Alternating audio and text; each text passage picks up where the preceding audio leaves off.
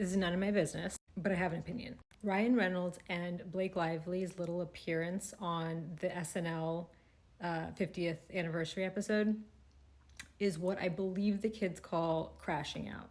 They are so unbelievably lost and they realize that they're losing. This is a last ditch, not well thought out fucking effort at ingratiating themselves with the people. We've seen this before.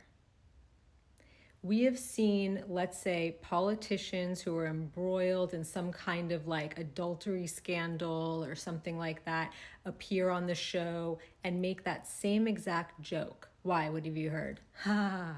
That's what Ryan did, right? Like, how are you doing? Whatever. Fine. Why? What have you heard? He missed the fucking mark.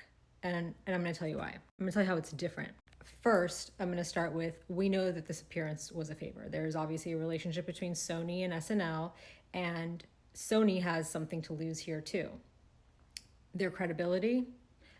They were on record months ago saying that there were no HR complaints, and now suddenly, the day before Blake Lively's like extension of time to supplement the discovery is set to expire, the extension is set to expire, they suddenly come out with these unfounded HR complaints to Sony that Sony said they never got. So anyway, when you see the type of people who were in the audience, I think that Blake and Ryan don't even fit. They're sitting in front of Steven Spielberg and fucking Kevin Costner. There's a bunch of other people who have actually hosted the show. Why are you here? So, like I said, we've seen this before. This is a play. This is a very common, I think, like crisis PR play of getting ahead of something, trying to sway public opinion by making light of it, making a joke of it, ingratiating yourself with people, laughing at yourself, being in on the joke. But the problem is that this isn't funny.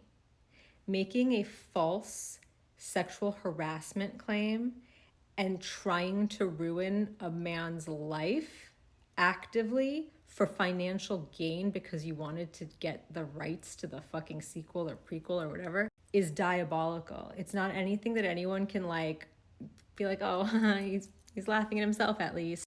The reason it works when it's like a politician who's embroiled in like a adultery scandal is because the adultery just shows that he's a flawed man, right?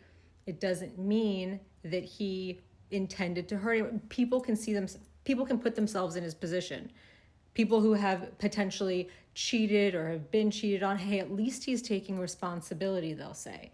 At least he's acknowledging that he did something wrong, they'll say. At least he's like facing the public while he's being judged, they'll say. And at least we can get behind that. At least he's showing humility, acknowledging that there's a problem and making a joke about, well, why would I not be okay? He's not saying he didn't do anything wrong, but ultimately he's only human. And yeah, I'm going through it.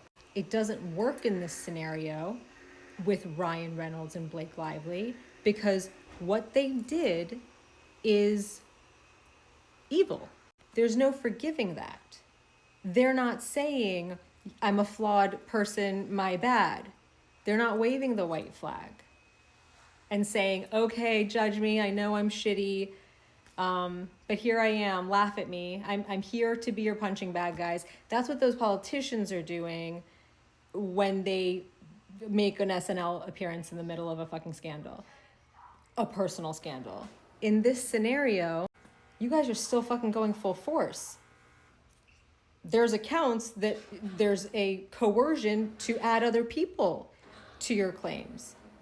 You're asking to get his fucking cell phone records, his text messages for 2 years. You're not letting up. You're not acknowledging that you might have overstepped. You're not acknowledging that you did something wrong. The world sees what you did, and even TMZ is not picking up your bullshit little fucking plant of a story with regard to the HR complaints. That joke is so, read the fucking room. and Kevin Costner's face. And so the reason I say that it's like such a desperate crashing out move is because you have to be not in your right mind. You have to be absolutely desperate to make this kind of miscalculation. You're not thinking straight. If you were thinking straight, you'd be able to read the room. You'd be able to calculate better. I don't know whose idea this was, but it was very clearly last ditch, and it was very clearly not considered correctly anyway. We're not in on the joke with you. You're not in on the joke with us. Time's up. Like, they're over.